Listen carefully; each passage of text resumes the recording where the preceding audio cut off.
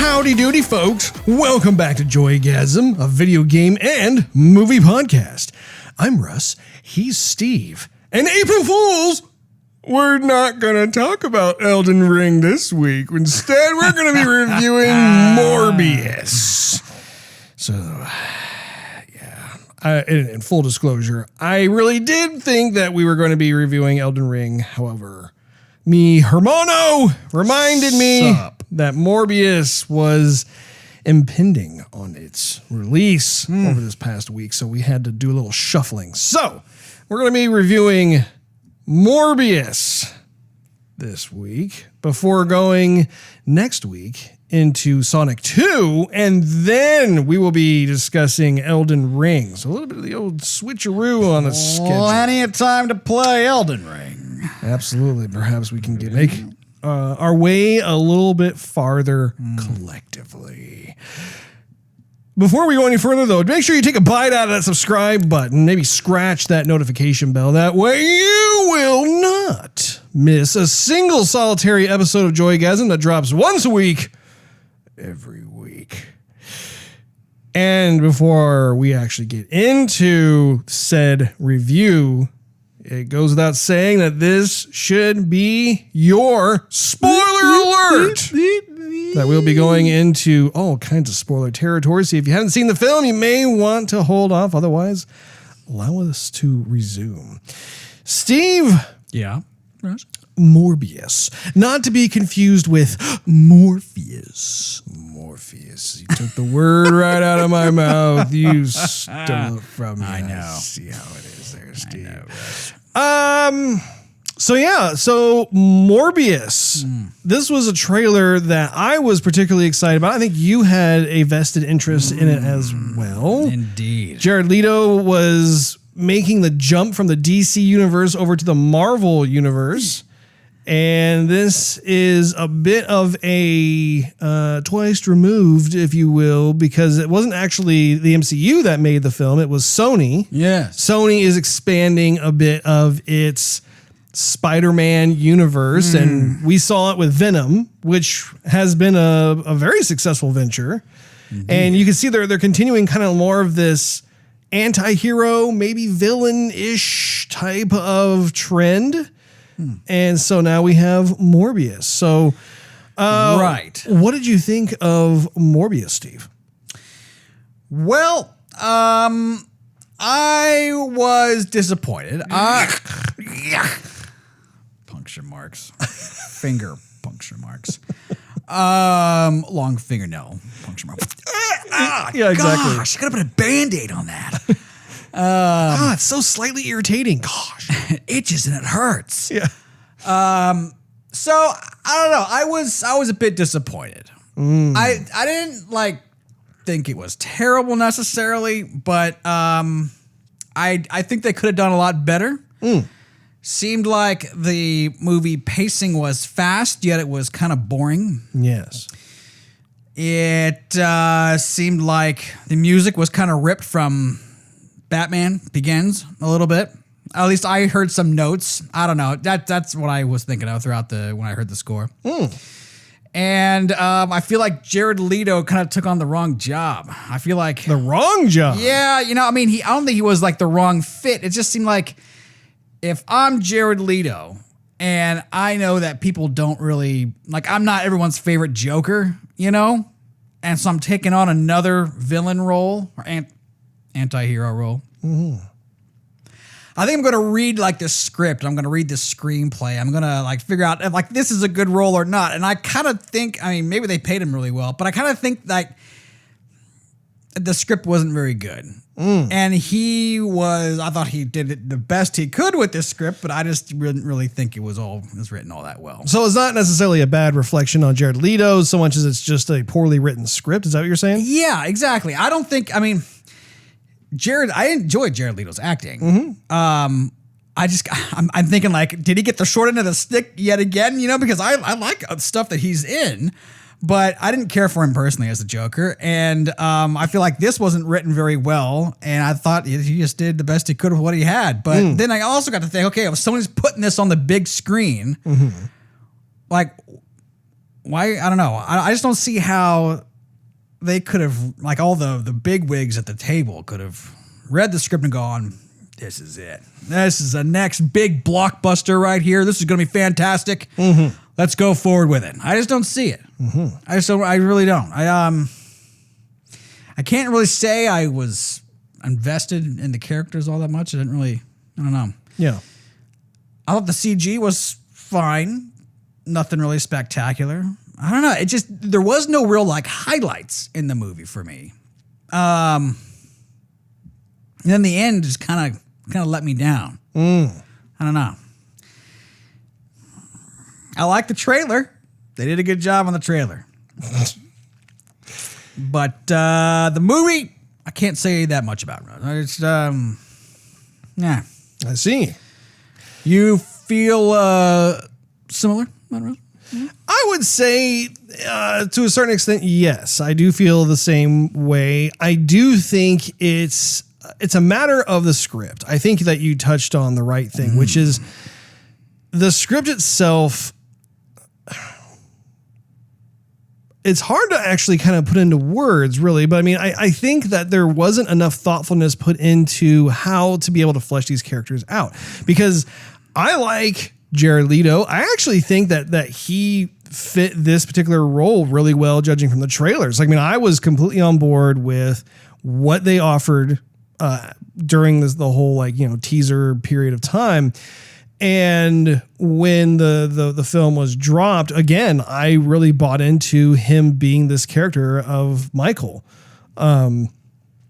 And, you know, I thought that in terms of the lead up, you know, I like the idea of how he has this very frail body. He's got some sort of disease that's there. I liked the idea that he befriended this other kid who had similar types of ailments, and how they were, you know, they forged a bond together, and it continued into adulthood where they were best friends and that sort of thing. And I even liked how we got to see, you know, just how, you know, it's like the classic tale of, you know, a scientist in his lab, and he's putting a concoction together out of desperation. And then as a result, you know, he injects himself and he's imbued with these supernatural powers, but at what cost? What cost? And as at the same time, you have a friend who we discover, you know, he also, took one of the vials and has injected himself. And so then we get to see this duality play out, right? Where, like, on the one hand, there is a sense of responsibility and, oh no, what have I done? And trying to right a wrong, and having just more of that protagonist type of angle, versus Milo, who really wants to get back at the world, who has been kind of forgotten about, bullied, you know, and is really infatuated with his newly found supernatural powers to the point where it corrupts him. And I think that as a setup, as a kind of a jumping off point, is cool, because, you know, we really haven't seen too many of these types of stories where, like, you know, they're using arm braces to get around. Like they definitely have certain types of physical ailments that have really affected the majority, or really all, of their lives. And so I liked how they were going to set it up in such a way where we got to kind of see it from both sides. Where, like, you know, his best friend was much more all about embracing these newfound powers, to the point where it was very selfish. It was very dangerous. I mean, he really just wanted to really take on the world. I mean, that was kind of his saying, right? Was like, you know, the few against the many is what he was echoing. Or like the Spartan 300 or something. Not necessarily the Spartan 300, but, like, it was more about... Well, they referenced that in the thing. Like, they're the few. The many are like the people who don't have ailments like they have. Sure. But I think, though, it was more about how he was framing it in terms, because, I mean, 300 was more about having a few amount of people who were able to hold off this huge imposing army that, you know, they had no chance, but they did so out of duty and country and that sort of thing. He was more about, he wanted revenge. He wanted to get back at society for treating him the way that they had during his whole life, basically. And so I thought that was interesting. But I think where it failed was, I think it glossed over some of the more poignant opportunities, right? Because these two people are best friends. Like, I mean, they met when they were children. He, meaning Milo, seemed to have come from money. Like, he came from a rich family. So he was the primary investor in Michael's efforts to be able to come up for a cure. You could tell, I mean, he, despite his ailments, he definitely lived a nice life.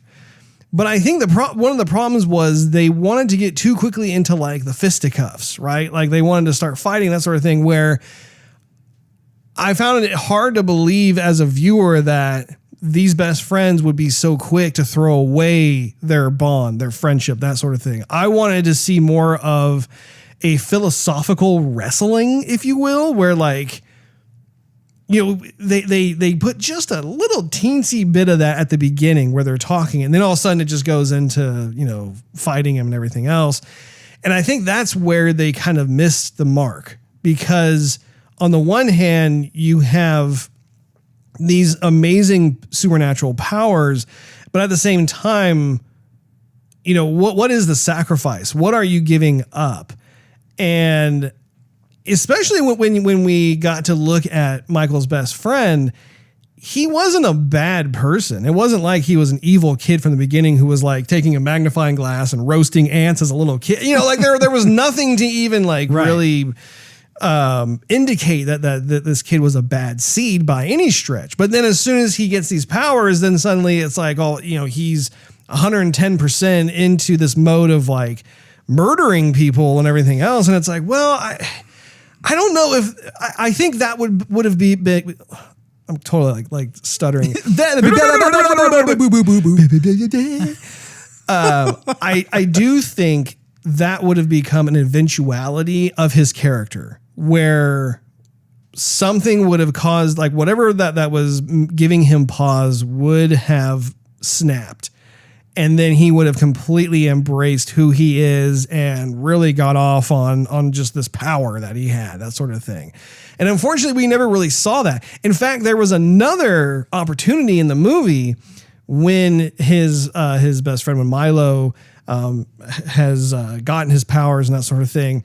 And the doctor who has taken care of both men since they were children comes and visits Milo, right?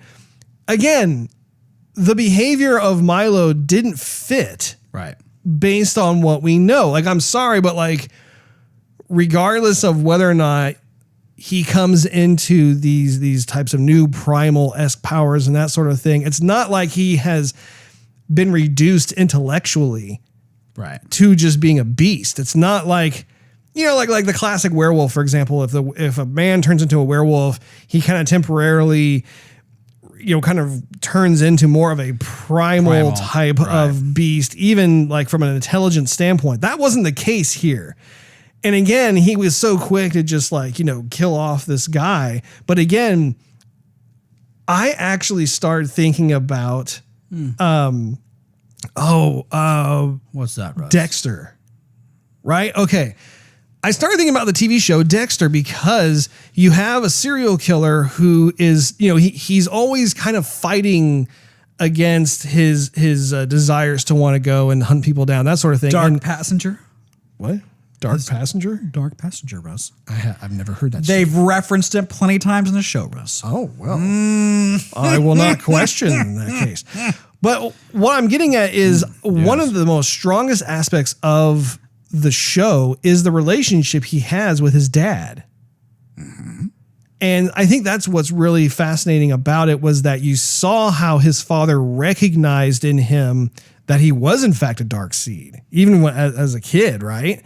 And how his father groomed him over time and conditioned him and trained him to say, look, you know, if you find that you just can't prevent yourself from acting this way, then you need to focus it toward bad people, right?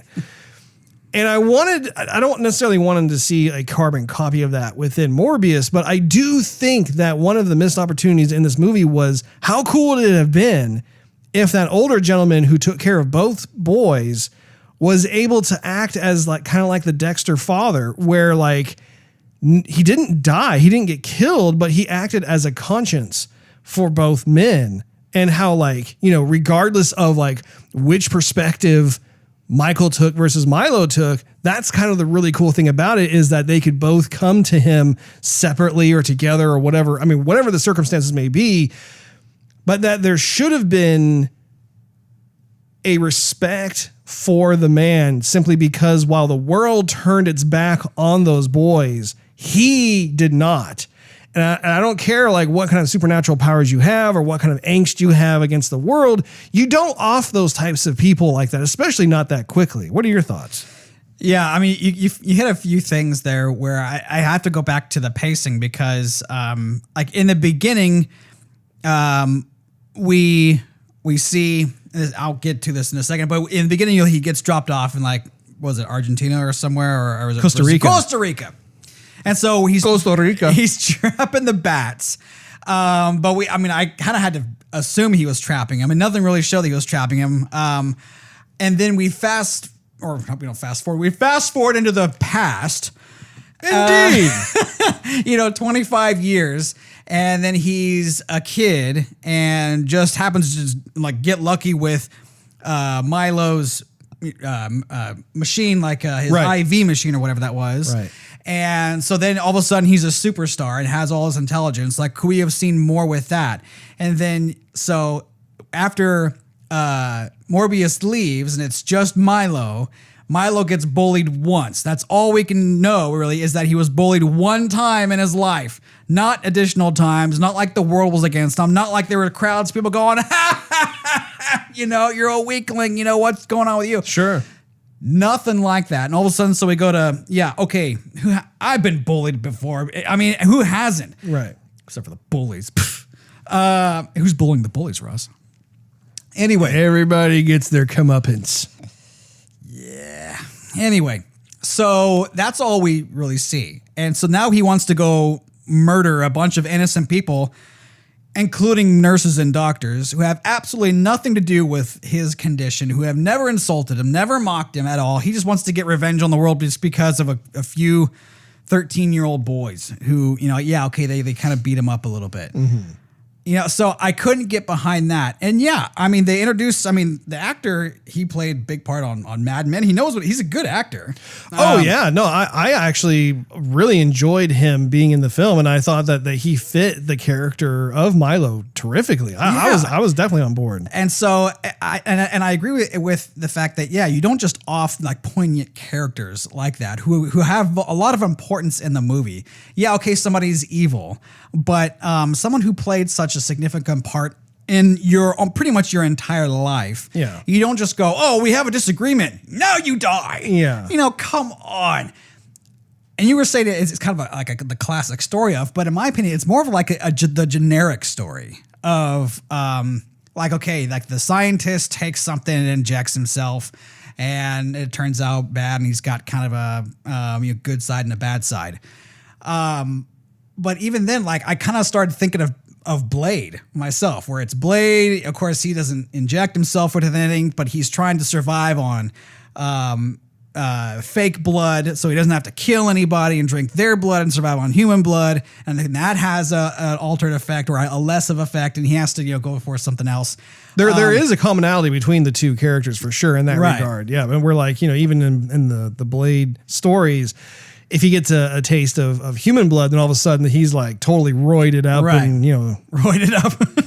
Oh, human blood. Get right. But there is, that's an astute observation, because absolutely. Like the two do share the whole, they want to avoid drinking human blood, so they go for the fake stuff. And then fast forward again, where Milo comes into the lab, and I actually thought this was going to be a great scene where Milo meets Morbius, lets him out. He's trying to survive on his own, trying to control the urges of becoming this monster. And so he lets him out, and they have this dialogue of like, do you have the cure? Because I'm tired of feeling like I'm on the cusp of dying all the time. I want something different. And Morbius is saying, this is a curse. You don't want this. And it was just that quick exchange. I think it would have been better if Milo saw him like just actually kill somebody and drink their blood. He's like, or have to kill an animal or something that brought him very low to survive. And like, you want to be like me? I'm like feasting on roadkill or something like that. You know? Yeah. Are you sure you want to give that up to become who I am? Something more than just. No, I want whatever you have, and I'm going to find out how to inject this into my spleen back here, because it wasn't just some little sort of thing. The doctor actually had to do some injection into his spine. Yeah. Spine, spleen, whatever. Yeah, the spleen is located in the front of the torso. Tomato. Right. I agree, though. That was another missed opportunity that really got glossed over in the sense that these are two men, again, they've known each other their entire lives. And if Milo were to stumble upon Michael in this newly found state, I think there would have been more of a demonstration, like showing like, look, this is what I have gained, but this is also what I have lost. Right. And we just didn't get that. And again, I think that that's also part of it, especially when it comes to a character or scenario like this, where if you end up having to sacrifice a part of your humanity for some sort of newly found powers. And again, a lot of this, it really is similar to kind of the classic Dracula story, right? You get these great powers, but at what cost, right? And I think that because that is the case here, I do think that there should have been more of that doling out, right? Like, we don't want to see all of a sudden Milo just get the stuff and now he's powerful, now he's doing stuff and everything. I mean, like, we didn't even see Milo transform. And I know they wanted that aha moment where that nurse that got killed in the hallway actually was not Michael's doing, it was Milo. And that was cool. That was kind of, that was like a little twisteroo there. However, they could have kept that in, and instead I wanted to, I don't know, like I wish that they showed, here's what I'm thinking of actually. What are you thinking of, Russ? Man of Steel. If you recall in Man of Steel, when they had General Zod all of a sudden be exposed to Earth's sunlight, right? He wasn't just like, hey, I'm powerful, shiver before me. It wasn't like that at all. Actually, we got to see quite a bit of him freaking out because he didn't know what the heck was happening to his body. And he had certain types of superpowers, but he couldn't control them. And he was, honestly, he was a mess initially. But I was really glad as a viewer to see that happen because I bought into this being more of a realistic situation as a result. Whereas in this film, it was like, oh, he totally mastered doing these incredible jumps and like glidings and flight. And I mean, it's like, look at the stuff behind me.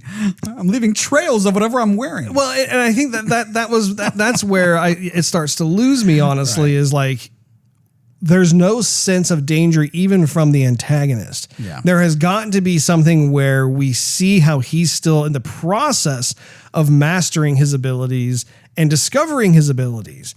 So I think that there's a lot of that where it would have made, I think, a substantial difference. Do you think that there was a lot cut out? I think you need to be closer to the mic. That's what I think.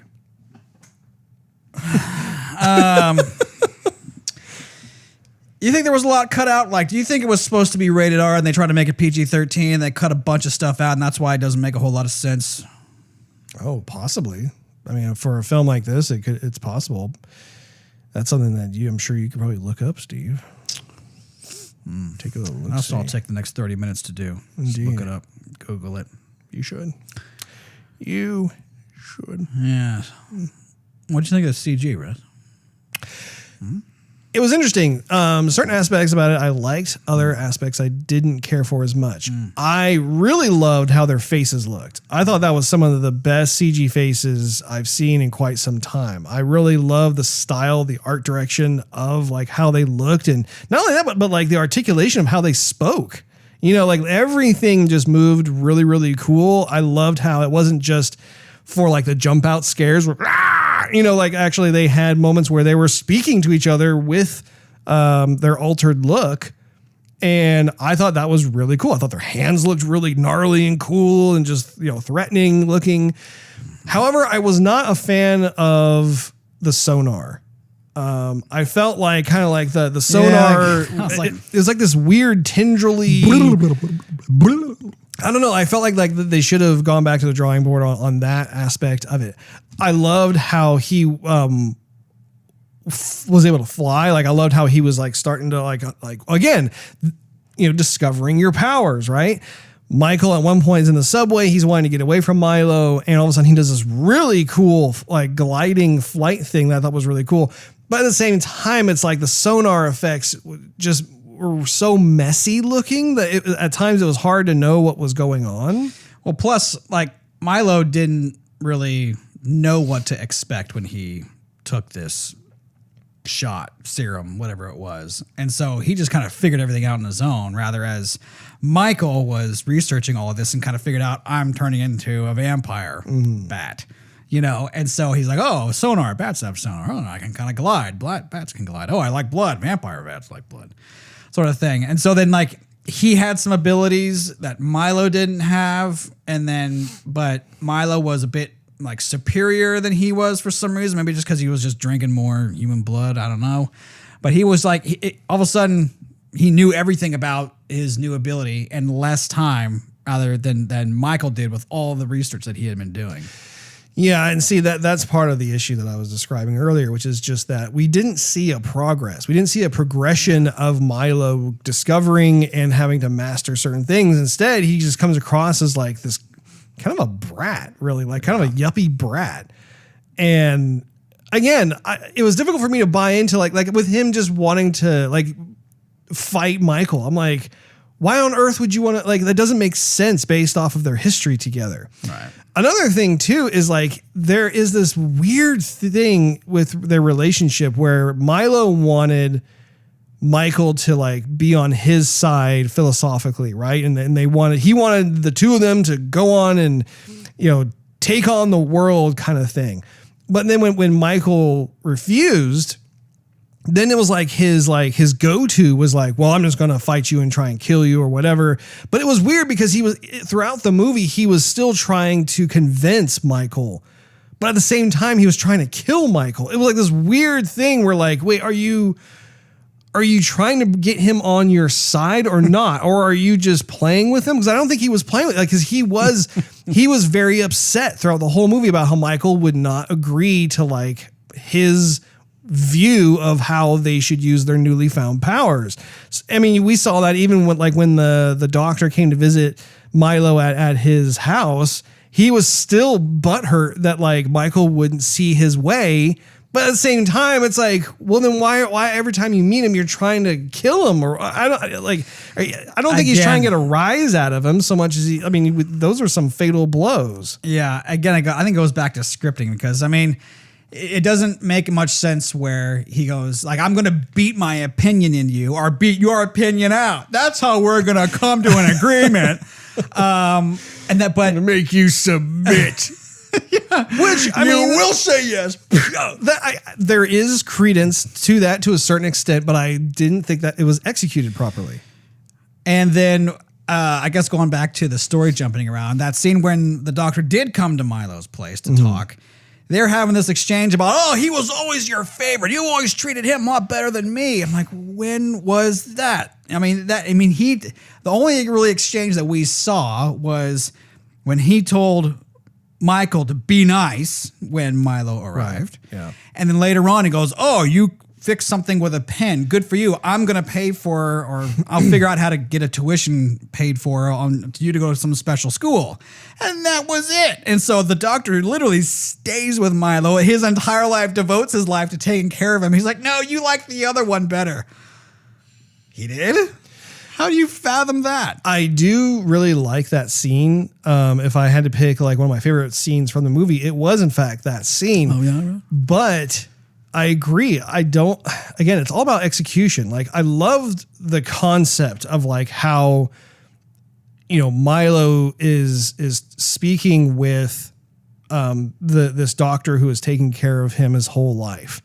And the doctor for the first time can look upon Milo and see how grotesque he is, and like there's like this kind of conflict within Milo, and how out of all the people who like could even kind of maybe get through to Milo, it could be this one man. And you start to see that in the conversation where like, Milo is acting immature, and he's lashing out saying what you said, which is like, Michael was always your favorite. And the doctor very quickly called him out on it and said, that's not true. How I have taken care of you much more. You have been treated as the favorite, and you know it. That was awesome. That is part of the secret sauce of this movie that they needed to extrapolate out, like really explore that and inspect it. And, even the part where like, Milo starts to act more menacingly toward the doctor, and the doctor at one point says, "Milo, you're scaring me." That was great. That was a great line. Because if I was in that situation, I would have said the exact same thing if I was a doctor. And I'm again, it's not like, oh, please don't hurt me. It's not that cliche or that trope that Hollywood tends to do. Instead, the doctor is communicating to Milo as Milo, not as this beast before him, but he's saying, Milo, you're scaring me. I came here to help you, and the way you're behaving is not cool. And it would have been really cool. Like if I was directing this, I would have had Milo's character then go like all of a sudden, like take a pregnant pause and be like, "I'm sorry. You don't know how frustrated I am dealing with life the way I've dealt with it." And with his accent and like, should have been on the theater stage, Russ. I know, I missed my calling. I missed it. But like, all of a sudden, like have Milo have that temporary revisiting of more of his humanity, where it's like, maybe even apologize, like just, "I'm sorry," like, and going, again, not like totally going into good guy mode, but again, even these complicated antagonists, if done correctly, you can show shades of their humanity. And especially in that instance, it would have been really, really cool to have like this reinforcement of the fact that this doctor was the one person in his life that actually did take care of him, whether it was out of pity or out of duty or out of love or what. I mean, there are people who are these good Samaritans in life, and it doesn't matter who you are, where you come from. When you come across those people, like even like if you come across like the worst of the worst, there are instances where like their mother will come out of nowhere and be like, "What do you think you're doing?" She'll be half that guy's size, and the man will stop what he's doing and listen to his mom. Why? Because his mother was the one person in life who actually took care of him when no one else would. And it's that child rearing where like there is this respect that is there, that it's not verbally said, but it is like, that is that one person. Or it's like Mr. Rogers coming out of nowhere. "Hello? No. Let's deal with your Steve. anger." No. I can't kill Mr. Rogers. Not man. Mr. He's so nice. But I do think that having a direction like what I described would have been much more fascinating to watch play out. That would have been better, Russ. Almost anything would have been better, honestly. Almost anything would be better. If it's not the script, it's what was cut out. It could have been there. Maybe they cut it out. I mean, there's a lot that just needs explanation. Let's be real. Yeah, and it's tough to know for sure. But man, like as I think about that scene, that would have been so cool. And again, also like, because the actor is a cool actor, and actually I thought that the dynamics of the friendship was really neat. It was an original take on like a comic book origin story. Why couldn't we have had the antagonist live? Like now he's out, one and done, and it's like, well, wait a minute, like again, we've unnecessarily bookended that particular relationship when that could have gone on, where maybe like, Milo went off somewhere else in the world or who knows what. But I mean, again, we want to see what happens with that relationship. Right. Another thing I have to ask you, Steve, what did you think of the romantic relationship? I was going to ask you about that. Yeah, I didn't buy that either, Russ. Refund. So, I mean, I saw them together and I went, those two are going to get it on. Not because they have any chemistry. They're just nice to each other. They did not get it on, though, in the movies, Steve. Well, I mean, we can assume they did, Rose. Get it on. I don't think they did. Yeah, anyway. So they're like basically nice to each other. And I'm like, yeah, okay, she's going to dig him later on. He's going to dig her. I just know it. And sure enough, like, they just had a kiss and like, oh, I'm very attracted to you all of a sudden now that you're drinking people's blood and you're a monster. And man, the boy's got some muscle. So something about inflated pecs that drives the women wild. It's the delts, Russ. It's the delts. Oh. So yeah, no, I really didn't buy it. I would have liked to see some chemistry. I would have liked to see some budding relationship, but I mean, it was there, and in a flick of a finger, it was gone. And again, they glossed over it. Like, I don't think they necessarily needed to showcase any kind of like budding relationship. I was led to believe that when we saw them kiss, that was like the first time they had kissed. It was, I think that there was supposed to be some kind of, I don't know, professional friendship that was there where like it developed into more of an attraction for each other or whatever. But again, like that is kind of the trope, isn't it? Where like, you have an attractive female in the film and, she falls in love with the grotesque protagonist, and that sort of thing. Not that that's necessarily a bad thing per se, but again, did we have to see that in the first movie? Could we have maybe waited that out for like the sequel? Maybe. I don't know. But yeah, she was really pretty. I liked her being a doctor, that sort of thing. But again, it was kind of shoehorned in there, I feel like. It was. And even that scene when they're on the boat in the middle of the sea. Well, not really in the middle of the sea, just, out there somewhere off New Jersey or wherever they were. I believe it was 11 miles out of Long Island there, Steve. Long Island, yeah, same thing. Anyway, no, it's not. Have a good time with it. Just roll with it, Russ. Just roll with it. Steve needs to brush up on his geography. It doesn't matter. Anyway, so like the world is round. So anyway, third time, the charm. So they're on a boat. Is it Greasy Piggy? Is it oily? I could just stop, No. Funny, Russ. I could just stop. It's okay. I'm dying to know what you're about to say. Just stop cutting me off. You're no, So they're on a boat, and they've paid for this security, which ain't cheap. And so, like, this guy goes, I gotta go check on the doctor. And he just comes down like just some sloppy thug and starts insulting her as if, like, yeah, you've paid me thousands of dollars to be here, bought this boat or rented this boat, and I'm gonna treat you like crap. Like, to me, that's just another throwaway scene. Like, okay, are you going to do like some cookie cutter guy with a gun's got to be bad. Therefore, Morpheus is going to come out of the Matrix. That would have made it good. Morbius is going to come out and it like deserves to kill him basically because he treated the doctor like trash. It was forced. It definitely was. I understand that like what they were doing was questionable. That's why they were in international waters to begin with, because it was illegal to do it in the States.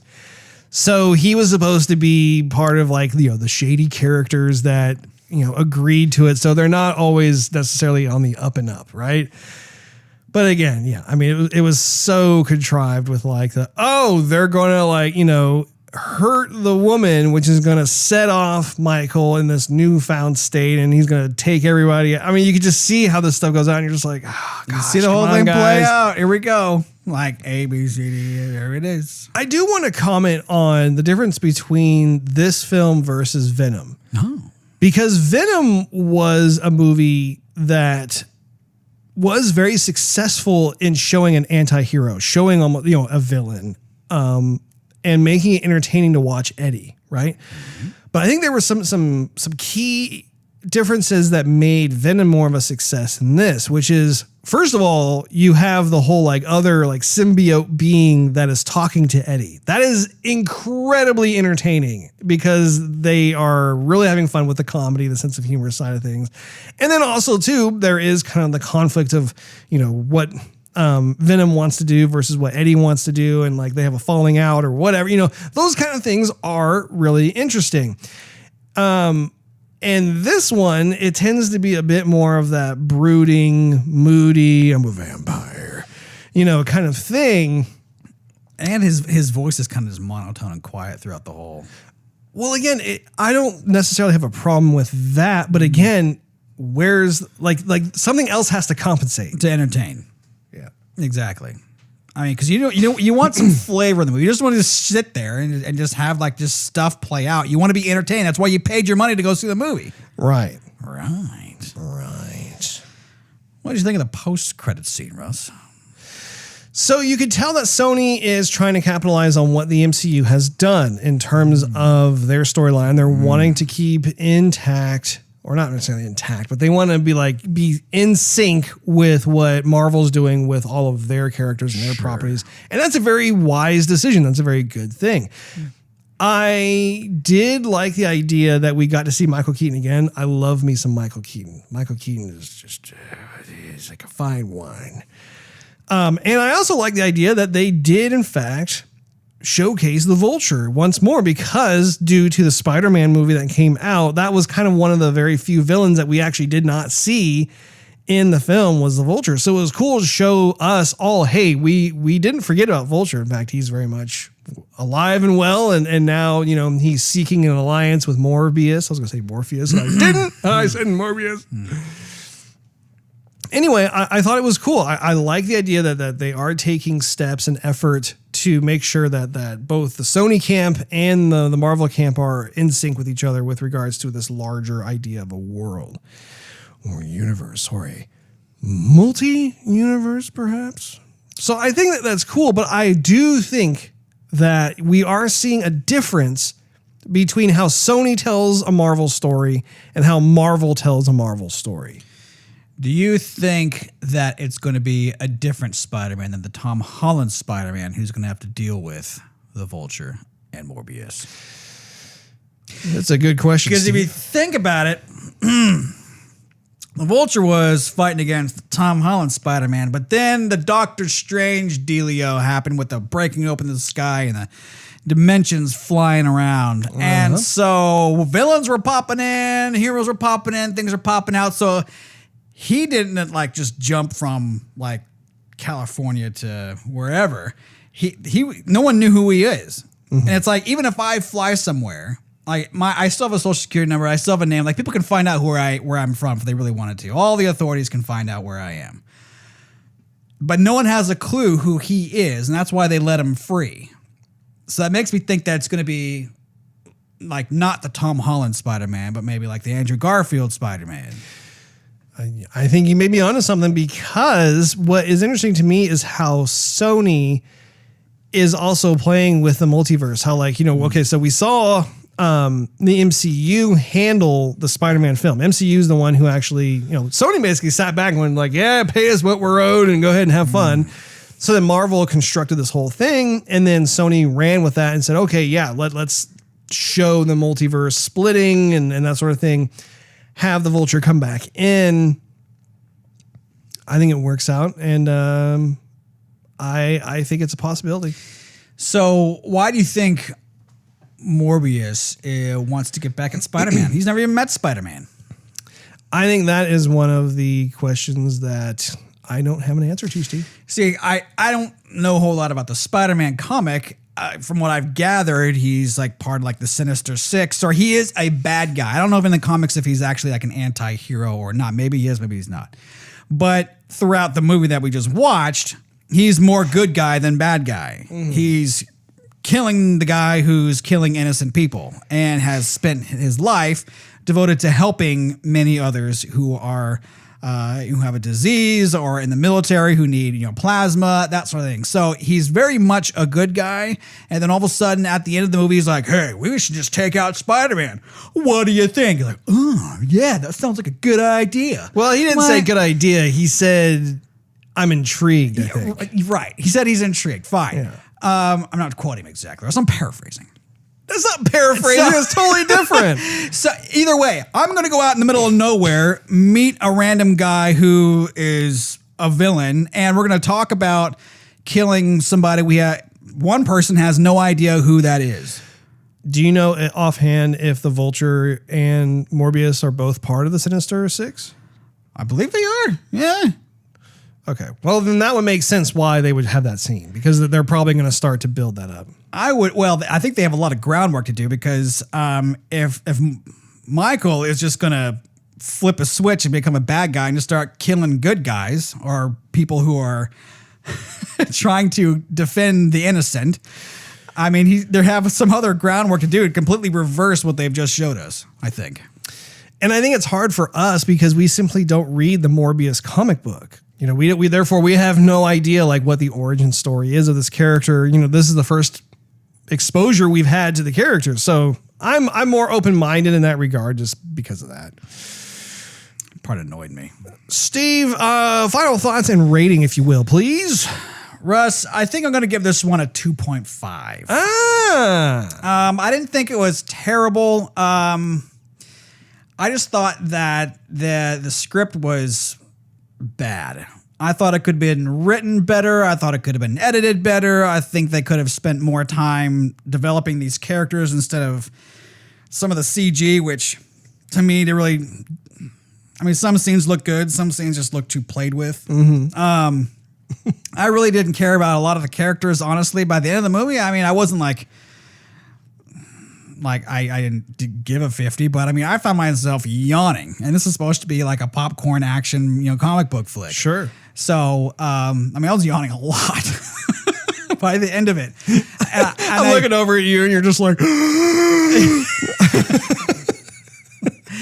I couldn't help it. Golly. You're like, hey, you want to do the podcast? I'm like, I'm going to pass out. I'm going to take a nap. Wake up and play more Elden Ring.